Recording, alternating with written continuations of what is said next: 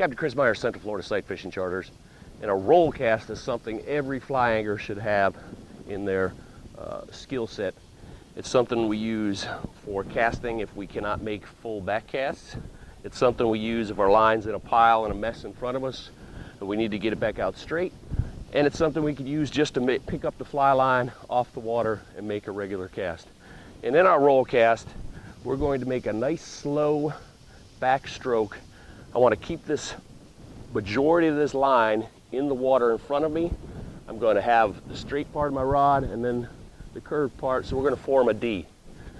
Number one mistake when I'm teaching roll casts is people come back like half speed and they throw a bunch of the line all back here on the grass, and now there's nothing in the water in front of us.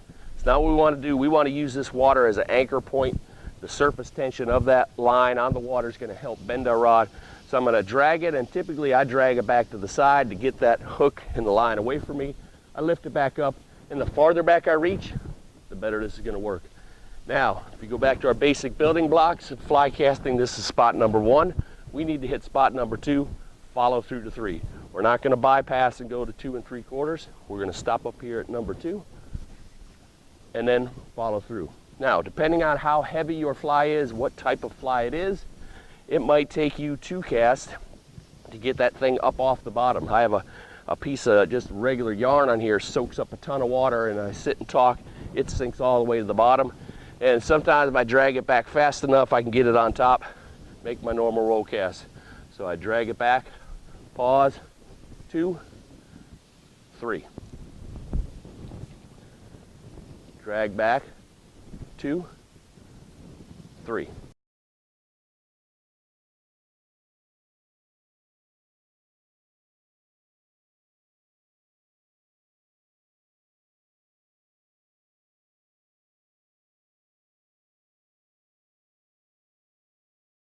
Now, here's number one mistake I see in roll casting is bypassing the number two. So it looks kind of like this.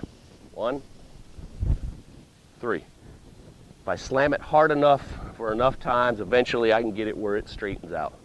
Right now it's sitting in a big pile and kind of defeated the purpose of what I was trying to achieve, which was to get my fly out away from me if I was fishing, or to straighten my line out so I could make another cast.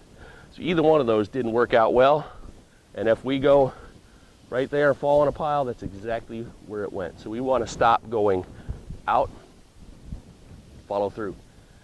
If I have room to make back casts, I can use this roll cast to get my line up off the water. You know, commonly we pick our line up something like this, but we can use roll cast to get that up by just aiming a little bit higher. Aim up in the air, straightens out, back cast. So I'm using, that's called a roll cast pickup. Out, back, out, follow through. We can make roll casts off both sides of our body. If you're in a stream, depending on which way it's flowing, you might need to reach back this way and make your roll cast over your other shoulder. Reach back over my shoulder. So I'm coming 1, 2, 3. Other side, 1, 2, 3. So we're still using the 3 basic spots that we have for our building block of fly casting. Utilize your 1, your 2, and your 3 to help you make a much better roll cast.